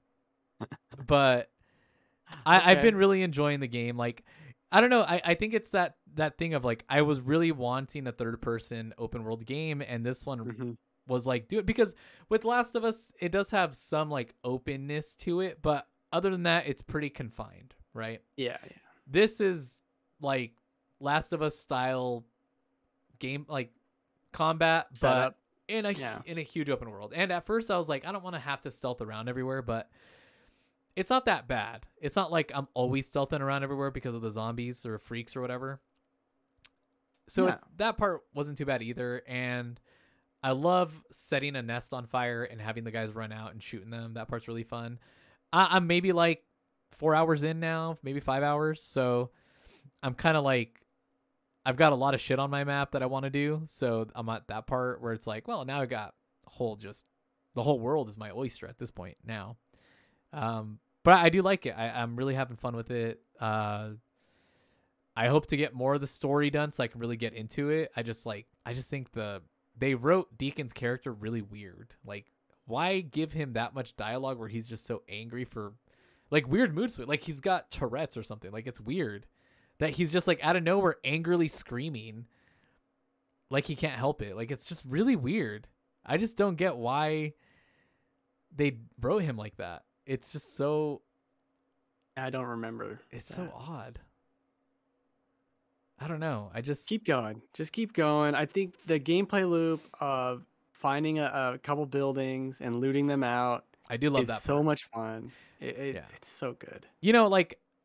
That's one thing I do like about games like The Last of Us and like Days Gone where you can loot a lot, but it's not like overbearing where like you play Fallout and it's like, let me loot this lamp, this coffee cup, this fucking water bottle, this tape, like it's too much. Where these games do it just right, where it's like it's just the stuff you need. The stuff you need for crafting. That's just about it. I agree. I really like Days Gone, and if I hadn't played so much of it, I might have. Or maybe I'll check it out on PS5. They did the update. Who knows? Yeah. I mean I've been hearing like because of the PC version and stuff that they've like I guess mechanically fixed on it. I don't know. I've been hearing more and more good things about the game. And people, I mean, there's a good amount of people that did really like the game. Yeah. Most consumers liked the game. Yeah. And I can see it. It's just it's hard to play The Last of Us 2 and then play this game. And like sure. But it just took me being in the mood for it because when I wasn't in the mood for it, I was like, I don't want to play this. I don't want to stealth around. But like now that I'm in it and I'm past the tutorials and the intro part where it's all slow, like I'm at a point now where I can jump in and it's like I've got missions to do here and there and I can just kind of jump in and play. So now the game is at a point where it's like enjoyable at any moment. Well, keep going. You only got 60 more hours to go. Yeah, I want to get to the what is it? The hordes. That's my goal. Get to the hordes. You got 60 more hours to go. Yeah. Did you see how Sam Witwer, the voice actor, went off about the something.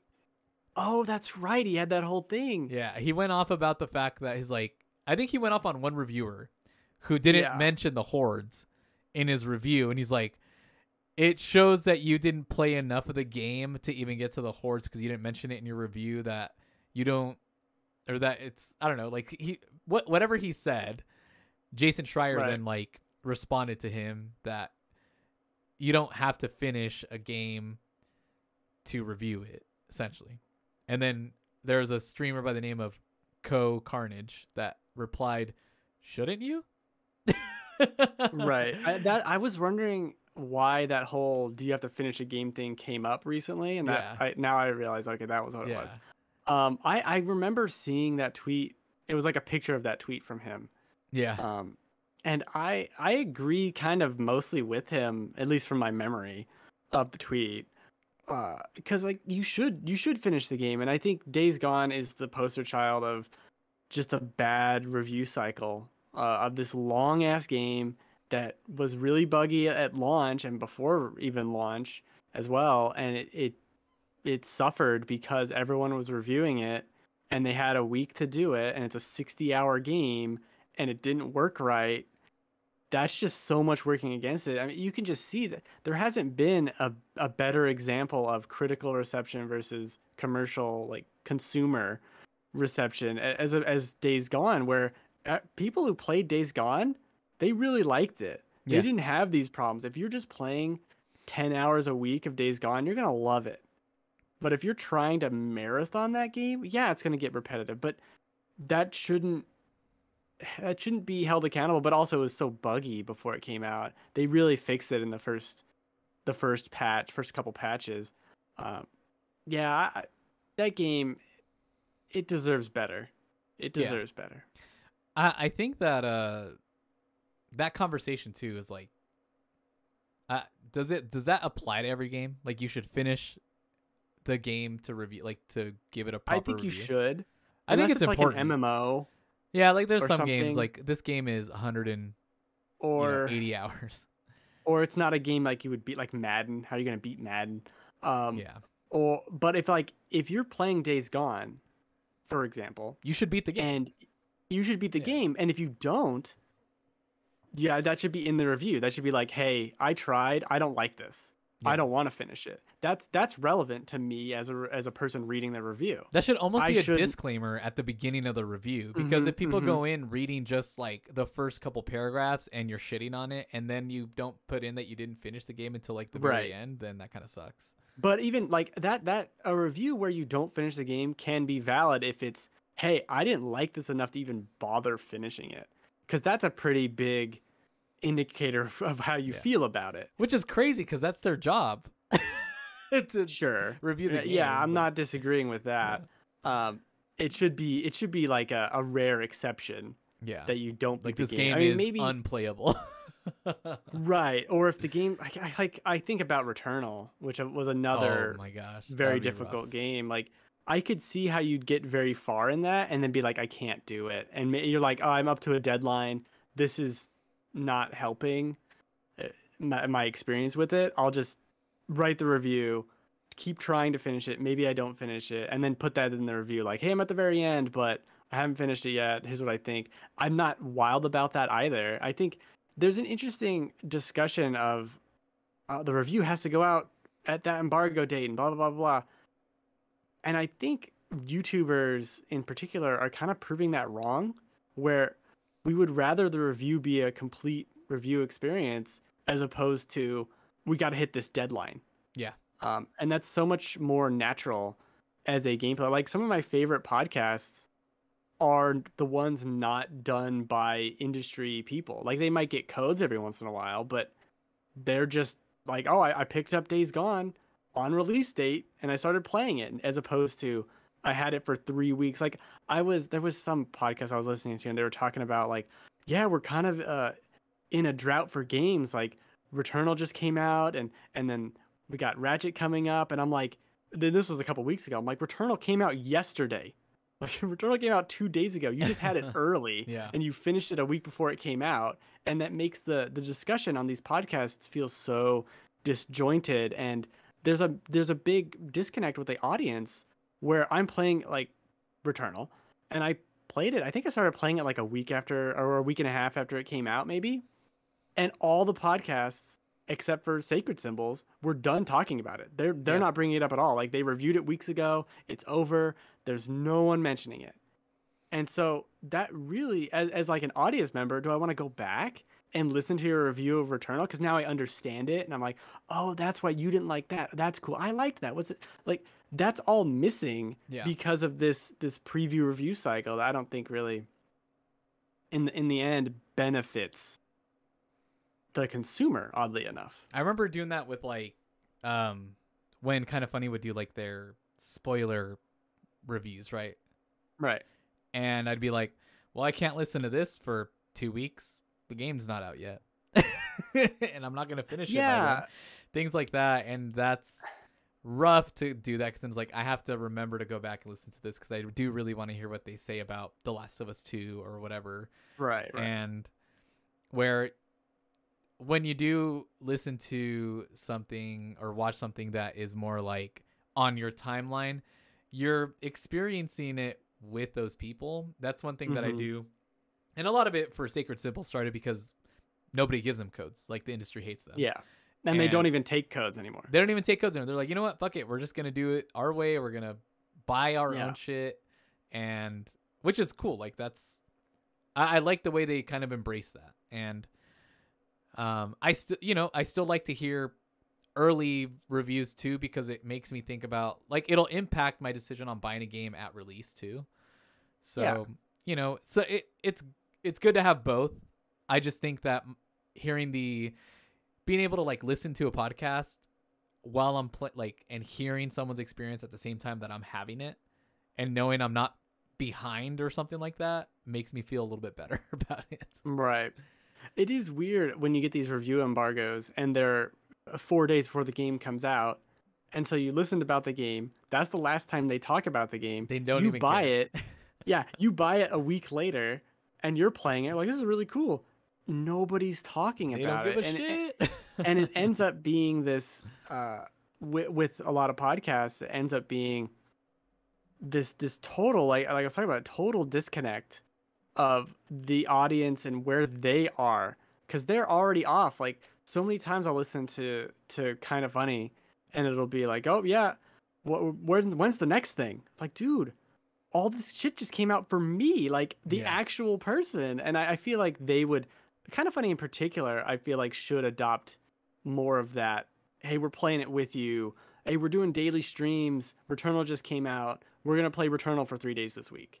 And it's going to be someone who hasn't played it yet. But like Bless, who did the review, is on there also talking to them and talking about the game. Like they could do a better job of that. And games media in general could do a better job of continuing coverage for like the 2 weeks after release instead of 2 weeks before release. Because you'll listen to people, that's where I remembered this, talk about Horizon.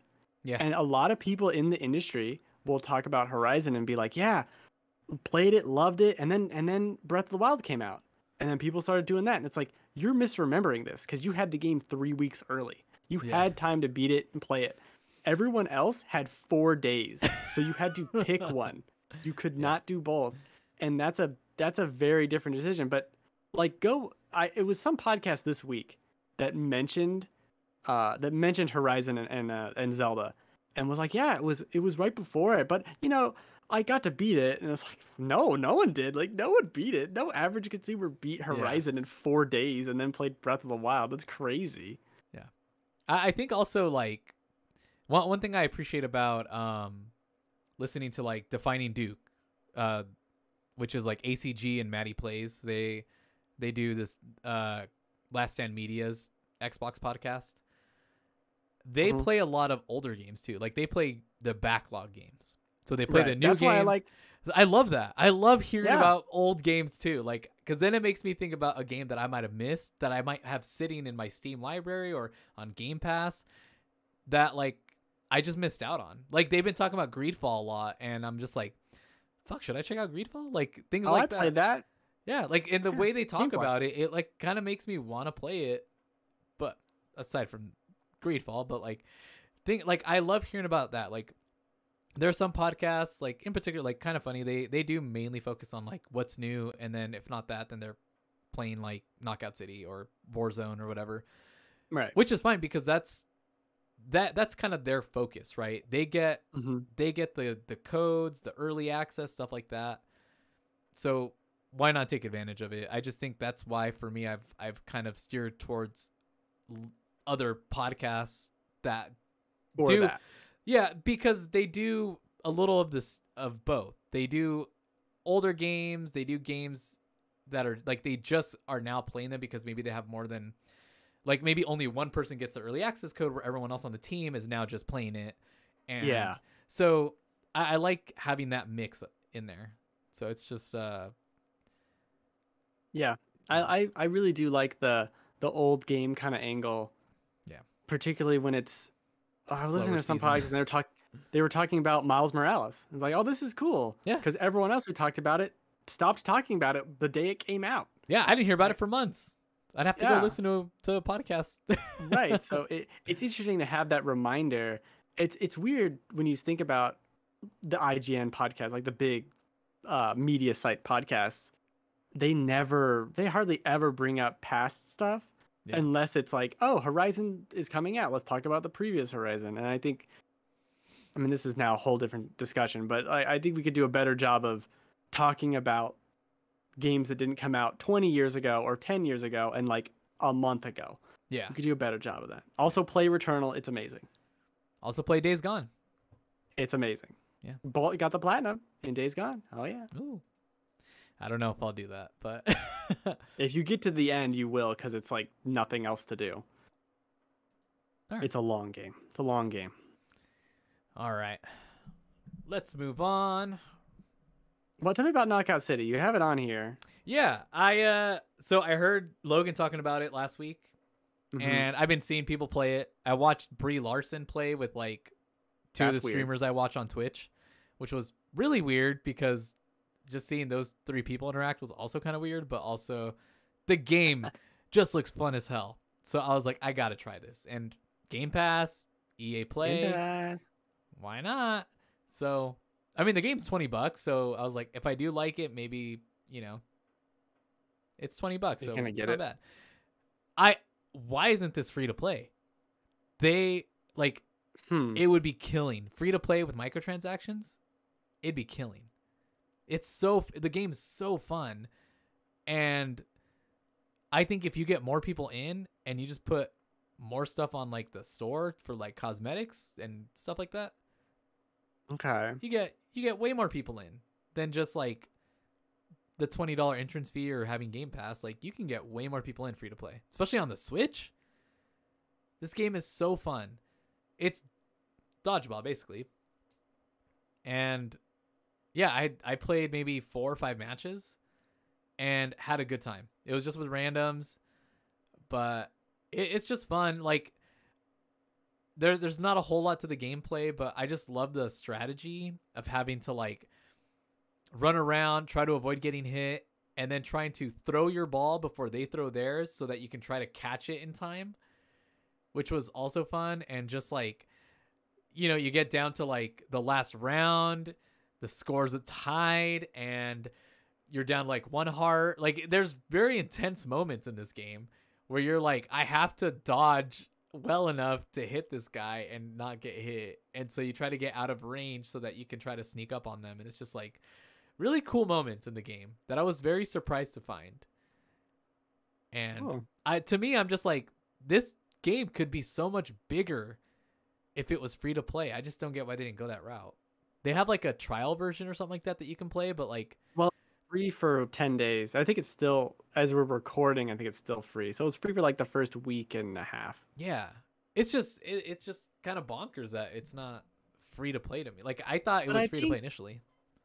Right, but I think having it be the 10-day pass is more enticing than the free to play, because otherwise it's just another free to play game that comes out, Right. and no one cares. Like, the fact that I heard that there was a free trial period made me interested. If I had heard this game was free, I'm not as interested initially, like before even hearing people's thoughts on it. You tell me it's free, I put it on my Switch and I play more. I mean, I guess. Yeah. The Switch's online is so terrible, I can't imagine it working at all. True. I mean, it works well enough to where, like, if I play Fortnite on it, it's fun. And I don't know. Okay. I just think it's so fun. I just think they have a big opportunity there that, maybe they're okay with what they're doing, but I think they could do so much more. Because right now it's a hot game. Like, all the streamers are playing it, YouTubers. You got fucking Captain Marvel over here playing it. Like, you can have. I mean, you see how Kind of Funny's going crazy with it right now. Like, it's got so much hype. You can get so many more people in for free. Think of all the kids playing it. Mom, Dad, I want this. But it's $20. I like look, if you have stupid kids, if your kids that are all really stupid came up to you, incredibly dumb, and they all came up to you and said, I want $20 for Fortnite. Now, No. Fortnite has a lot more shit going on than $20. Yeah. There's $20 here, $20 there. You're now in the hole for $40,000 for these stupid kids. But if they came to you and said, I want $20 for Knockout City, and they're like, well, I don't know, is that like Fortnite? No, it's the full game and that's it. And there's like little stuff on the side, but it's not like Fortnite. That, as a parent, I think is more appealing. Like, yeah, sure. Maybe. Shut up. Here's $20. Go away. That's it. Maybe. But so my kids do play Roblox, free to play, and every now and then when they've been good, they've done their chores, they've got good grades, Right. we'll give them some Robux. They can spend it for cosmetics. But if they each came to me and said, we all want this game, it's $20, I'm like, that's a $60 game right there that I'm paying for. Yeah, okay. Where I could be like, sure. I'll tell you what, free to play, you each download it, and I give you each $10 instead for cosmetics. So it can, all right. I mean, either way, like, It could go either way with that, for yeah. sure. Or I could say, no, you just play your damn free Right game. No, kids. No, kids. I don't like you. But I don't know. I mean, it could be doing killer right now. I mean, I don't know their sales numbers. I think right now it's really popular. I just think it's gonna fall off. And Well, look at it this way. Fall Guys was not free to play. no, but it was on PS Plus, wasn't it? That helped it big time. Right, but this is on Game Pass. And That's it had a true. free week or week and a true. half. Like, so I think we'll revisit this discussion in a We'll month. see how it's doing. Yeah, we'll see if Yeah. I've played it ever again. Right. We'll see how I think Logan feels. if you ever want to play freaking Resident Evil 7 again, and then you're done with that, we can play a couple matches of it afterwards. Oh yeah, yeah. That's what I'm thinking we could do. I do really want to finish Resident Evil 7. God, I want it off my fucking computer. Like I just want to finish It's it. not and even I want a it long off. game. I know. Yeah. I just want it off. You still have like 6 hours. Oh, that's even worse. You shouldn't have said that. Maybe not. I mean, if I start telling you where to go, we can cut that down. Yeah. Okay. All right. All right. What games? What else we got? What else we got on here? What you got? I'm like halfway through Maquette, which was that PS Plus puzzle game that came out a couple months ago. Oh yeah, I remember that. It's the one with the little diorama maquettes, I guess is what those things are actually called, where you there's a block on it and you move the block and now it's in the town and you can go somewhere you couldn't go because you put it in the little city area. And I'm not describing it very well, but you know what game it is. Yeah. Just fucking Google it. It's the video on it's the on the live on the yeah, it's a puzzle Twitch. game, and I like the story with it. It's kind of this couple, and they meet each other, and then they're dating, and blah blah blah. I feel like I'm at the point in the story where things are gonna go bad. Like I'm at the honeymoon period, and I'm just about to get to the now our relationship is not doing too good. Oh. So that could be interesting, but I like the tale. It's very cute. Looks pretty cool. The puzzles, on the other hand, are very like one solution puzzles, which I don't think is necessarily a problem. Like The Witness has one solution puzzles. They're just all little grids, and you have to, well, more or less solve them the same way. But in this game, there's so many times where like I don't know what to do exactly. I guess I'll describe it like Breath of the Wild, where that game excels in having you just solve it however. Like if there's a torch and then there's something over there, like there's a bunch of water and a gap and then something you need to light on fire. So you could shoot an arrow from the torch into that fire, or you could light your sword on fire and toss it over the ravine to light the other thing on fire. Or you could light something else on fire, make a little frozen platform on the water, jump over to it, and then just light the thing on fire standing next to it. Like there's a bunch of different ways you could do it to solve that problem. Maquette, you got to figure out the way they want you to solve the problem. That's it.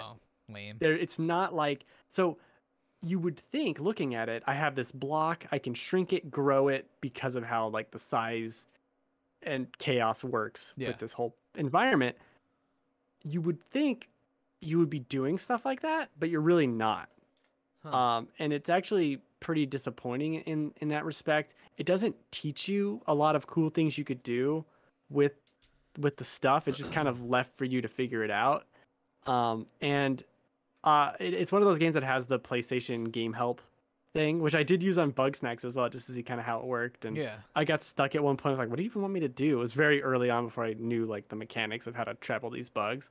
How does that work? Because it was very obvious. But Maquette has that too, and I'll look at it and it's like, put the thing through the thing, and I go, yeah, I would not have thought about that, and that's not fun. Like that was not a fun solution. I did not enjoy you telling me that's a thing I should do. And that's disappointing. I do think the game is good and interesting enough. We'll see as I go further. I'm about halfway, but it's fine. The puzzle, like, there's better puzzle games like this, like the Superliminal game that I played a while back. That's a similar weird, like, playing with perspective and scale, and that's a better puzzle game. It felt more like Portal. This is like Portal if there was only one, this is Portal if you couldn't control the portals and there was only one solution to get to the end. So it's kind of odd. It's not it's not great. I do like the story and it's interesting enough, and it's one of those things, like, it's not very long. I'm just gonna finish it, delete it off my PlayStation, and move on. Unfortunately. Okay. All right. Not terrible, not great. Maquette. Put that on the box. Put that on the box. Cool. I played a lot of Dragon Quest Builders 2 this last week, prior to receiving my internet back. Yeah. I really like that game. It's a fun little cute game. I think Logan talked about he beat it, which is crazy because the game's really fucking long. But it's fun. It's joyful. I think you might like it. It's kind of long in the tooth at first. I think I would, yeah. But once you get to the first, like, main island where it's kind of like, okay, now you finally get to actually play this game. It's pretty enjoyable. And I like the best part about it is it's so in the Dragon Quest world that you kind of like have that purpose of building because you want to get to what's next. You want to see what comes after this so much that you try to get everything done as quick as possible. And everybody in the game is adorable. What's funny is if you know Dragon Ball Z, there's this guy named Mr. Satan. And he has this funny looking mustache. And in the first island, one of the farmers looks exactly like him. And the other guy looks like Trunks. So everybody resembles Dragon Ball Z. Art. Same art, yeah. Artist guy. Yeah, he does like all the Dragon Quest art. So yeah, they base it off his art. So everybody looks like Dragon Ball Z. I think he does the art. Yeah, he does. Yeah. Or at least he did. They didn't have him on the stream for the anniversary, but they talked about him that he's going to post a video. Akira Toriyama or something like that. Yeah, that's his name. That he's going to be posting like a video regarding Dragon Quest and how much he loves the series and stuff like that. Yeah. But yeah, I just remember the first time I ever saw a Dragon Quest cover and I was like, what the fuck? Dragon Ball Z? It is weird. It's like Blue Dragon. He did the art for Blue Dragon. Yeah. And you look at that like, why? This is so strange. Well, like my Dragon Quest builder character looks like Goku, but with Super Saiyan blue hair. Yeah. Yep. I think I'd like it. It's on Xbox as well, right? The Game Pass. I think it's on console, yeah. Okay, because I'd rather play it on console. I'm pretty sure it is. It's definitely on PC. It's gotta be. Yeah, it's for sure on PC, but I don't. I have to move HDMI ports. It's a whole thing. It's a whole rigmarole. It's a whole thing. It's hot. I'm lazy. You know. It is hot. I might as well. I'm playing Mass Effect. I might as well just have this downloaded on there while I'm playing Mass Effect. You know what I mean? Yeah. If I want to bounce to it. Yeah. I started Mass Effect 1. I haven't gotten very far in it just because like I wanted to check out like Scarlet Nexus. I wanted to play some other shit. And it's Mass Effect. I've been there, done that. So I'm like, I'd rather play other stuff that I haven't experienced yet. I played about 9 hours maybe of Mass Effect 1 so far. I mentioned how I'm doing the slow play Oh yeah, you're through the doing whole series. like a weekly episode, Yeah, pretty which much. I think is pretty cool. That's like a smart way to play it. Yeah, it's a long journey. I want to do like almost everything in all the games, so it's very much slow. I did finally get off the Citadel. Nice. It took forever. That's one of the negatives of playing it like once a week. Is Everything you takes forever. forget what you were doing, and I'm like, where do I go? Oh, what was that side quest? And so I spend an hour just wandering around, or like, oh, I forgot to level up. Well, now I have 30 points. Okay, what do I do with all these points? It needs a recap, like a soap opera. Like as you go into the episode, it's Sure, like last time sure. on Mass Effect. Dragon Quest 11 does that. Strangely enough. Oh, that's funny.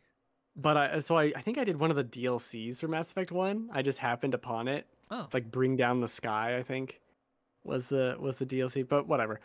I got to ride around the Mako, do a couple quests. It's so cool being back in that world. Really like it. But still not very far. yeah. I'm trying to think of because I will eventually here play it like more than I have, and I wanna go a different route than I normally go with like Mm. the love interest and stuff. So I'm trying to figure out which way to go, Hmm. and I haven't figured it out yet. I've been playing it more like less like I'm role playing as me or just trying to be Paragon the whole time and just picking things I think would fit for my backstory. You mean And more so in the I'm middle? almost 25% to Renegade. Like Oh shit! there was this guy, I'm like, I don't think he was a terrorist dude. And I'm gonna blow all these people up if unless you let me go. And I'm like, no, you're a crazy terrorist. Blow them up. I don't negotiate with terrorists. I'm gonna fucking kill you. And I did, and those people blew up. Oh Let wow! me tell you. And I went to like the next cutscene ends and you're next to the room they were in, and I just open up the door and there's charred bodies in the room, and I just whack away like. And the one guy's like, "Could you save Katie or whatever her name was?" And all the other researchers, and I'm like, about Nah. Katie. Katie's not doing too good. Katie's extra Sorry. crispy right now.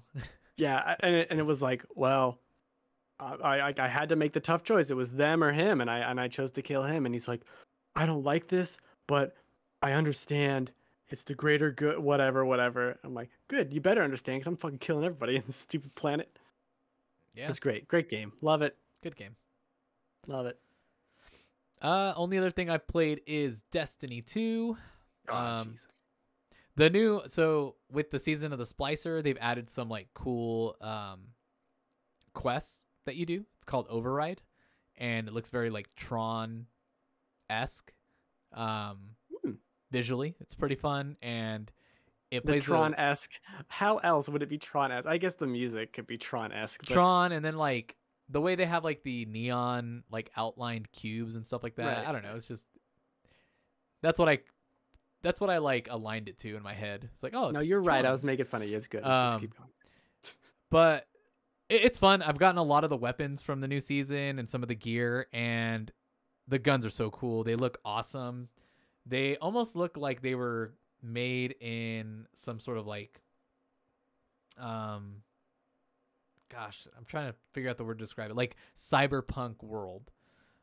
Like they've got some like highlights on them. They're very like bright purple and pink like tubing on them. Like there's some cool fucking guns. And the story I'm like kind of lost in it just because I ran through the quest really quick, but I've also gone back. You got to open up some of the planets if you haven't done like the other older quests.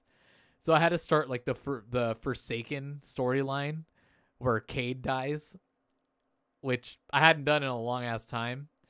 And that mission is still really like, I feel like I need to go back and play through Forsaken and then Shadowkeep, because there's so much of that game of that story that's just really good that I just completely wasn't there for. The main event for Forsaken is like the prison break scene or area, like the event for it. And it's cool because you're just in this giant like fortress that's a prison for all like the fallen and all the other fucking enemies. Or I don't know why I can't think of their names. I don't know their names But anyway, so. But you're it's an all-out war in this prison break, and you're just there to try to like detain as many as possible. And at first you think it's a prison riot, but it's actually a prison break for like there's like 12 main guys I think that they broke out, and those are the main enemies for Forsaken that you go and hunt down throughout that story quest. And so I'm like, I want to continue the season of the Splicer, but I also want to go back and do these quests because they seem pretty fucking cool.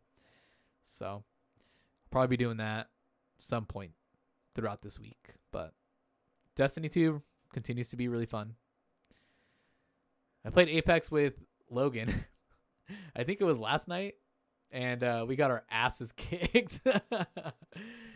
Oh man, we were playing so bad. I hadn't played in almost 2 weeks, so but still fun. Still in the usual rotation of Destiny, Apex, and then just whatever else the hell I can shove in there. Shove away. Shove away. So are you playing Captain Toad? Because that game, I am. That game has this weird thing where you can't jump, and it disturbs me. Yeah, you cannot jump. I don't like I like it. Little diorama worlds running around. it. It looks cool. I'm like a third of the way through the game, maybe a little more. I don't know. It's divided up really weird, like into books. And so I beat one of the books, and then it does the credits, and then it's all, hey, here's book 2. Weird. Well, why'd you roll the credits? Maybe each person, or there's like a different creator for each one. Yeah, maybe. So I have not started the second book of it yet, but I think there's 3. So who knows? But it's good. It's a fun little puzzle game. You know, I play it before bed and then don't think about it ever again. But it's cool. It's fun. I remember playing the demo. I really liked the demo. It's pretty fun. Yeah, I liked all the stages in Mario 3D World that this is, based on, basically. Yeah. And it's just more expanded versions of that. There's kind of a hidden unlockable in every stage, and there's find the pixel toad is hidden in the world, and you have to find him. Oh yeah, I remember that. Hide and seek. Like it's cute. I'm enjoying going like checking off all the boxes with it. I just like having a Switch game to wind down with, I guess. Yeah. My Switch game right now is NBA 2K20. That's great. Yeah. Well, it's the NBA playoffs, so usually around that time is when I play that game. Oh, that's right. That's happening. Yeah. And they also gave away 2K20 or 2K21 on Epic Games Store. Oh. And playing on the Switch and then playing on PC. Oh God. My eyes. Oh, it's like my glasses have been covered in like butter or something. Yeah. And then I cleaned them because it looks so good on PC. Yeah, it's when you realize you needed glasses. Yeah. That you didn't know before then. And, things can look good. I can no. see. I'm supposed to be able to see that? That's crazy. Been blind forever. But yeah, I felt really stupid. The convenience of the Switch, it's just so nice to be able to just sit in bed and play that. Right. Yeah, I'm tempted to maybe get a thing for my phone and do like xCloud.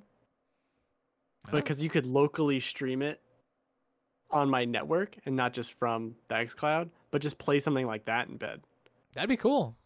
That'd be cool. I would love if they added xCloud to the Switch. That'd be amazing. That'd be killer. I would love that so much. I feel like that's the eventual plan, right? I feel like Nintendo would do it. Because the way they future-proof everything that they say, right? They'd never say exclusive on Xbox consoles. They say exclusive on where Game Pass is available. Exists, yeah, where whatever, Game Pass exists. Yeah, exactly. That wording alone means like it can exist on your console, Sony. It can exist on your console. Sony's not gonna do it, but Nintendo, I could see. Oh yeah, maybe doing it. Sony won't even let Borderlands 3 people play together. Yeah, which doesn't. It's again makes no sense. Which might be fine, because that game, you never know with those people. I don't know. We don't need. It's not a positive. We don't need more people playing Borderlands 3. I mean, I bought it and I barely played it, so yeah, I guess we don't. We don't need these people getting together into groups. And finding each other online. Finding each other. People that enjoy that humor. Yeah. Oh, gosh. Yeah. Anyways, I think that's it. That's all the stuff I played. it's all the stuff I played. Whoa. Cool. Well, that's going to do it for this week's episode of Final Boss Squad. It's episode number 5, which connects to episode number 91 of Final Checkpoint, which you could find over on Spotify, on Stitcher, on Apple, on Google Podcast Services. Remember, Final Boss Squad goes up Thursday mornings. You can find the full video version of Final Checkpoint and Final Boss Squad Fridays, youtube.com/loadlesscheckpoint. We also record live on twitch.tv/loadlesscheckpoint. Ow. Ben, any kind parting words to the No. listeners? No. No. No. I keep thinking, I can't get it out of my head. That GIF that was going around of Horizon on PC that was in like 480p. That was super. You remember that? Yeah, I do remember that. I can't get that out of my head, and I really want to play the game like that. I really want to play like Cyberpunk like that. I just want to make it look so low res. It looks kind of like a PS1 game, and it almost looks better because of it. I'm excited. I might do that. I might try and do that. Just as low res I can on all these games.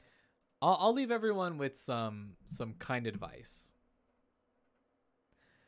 Do Watch not out for get snakes. well, that too. Look out for snakes. Do not get the chicken and waffle sandwich from Carl's Jr. because it is a 5 at best out of 10. Okay. You get the Western bacon cheeseburger there. Get a chicken sandwich. I don't care. Just don't get that. Not great. What place was this again? Carl's Jr. Okay. I forgot already. Sorry. My brain. Anyways, I had it. I tried it. I ate it. I ate all of it.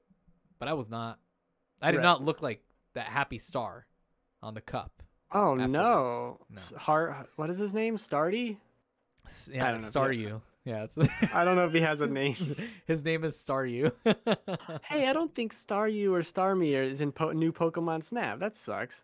I just realized that. Oh, they don't like fly out of the water or anything? No, I don't think they were in it. Oh, that's Bummer. disappointing retroactively. Oh well. All right. Well, that's going to do it for us this week, guys. We will be back next week. Maybe Logan will be here. Maybe I'll be here. Maybe Ben will get eaten by snakes this time. Oh, please God. E3 predictions probably next week too. Didn't mention that on the last show. We should do that. Oh, E3 predictions for hopefully Final there's not Checkpoint. 7,000 news. Yeah, true. True. Okay, All right. let's go. We'll catch you guys later. Peace. Bye, snakes. Bye, snakes. Bye, snakes. Ow. Ow. Ouch. There's a thing, it's hurting me. Okay.